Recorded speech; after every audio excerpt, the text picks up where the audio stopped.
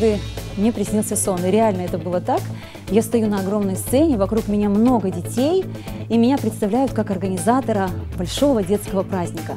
Я проснулась, я не скажу, что это меня как-то там прям вот изменило ход событий, ход моей жизни, но почему-то это натолкнуло меня на то, что можно заняться именно организацией детских праздников.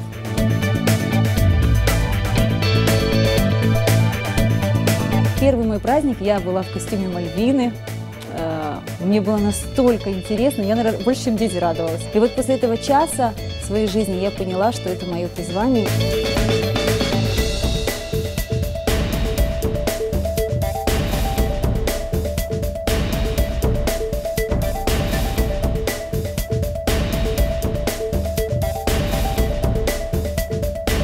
Шоу-программы – это для тех, кто уже, например, много раз был на аниматорских программах, уже что-то видел, и хочется им что-то новенького и детям, и родителям.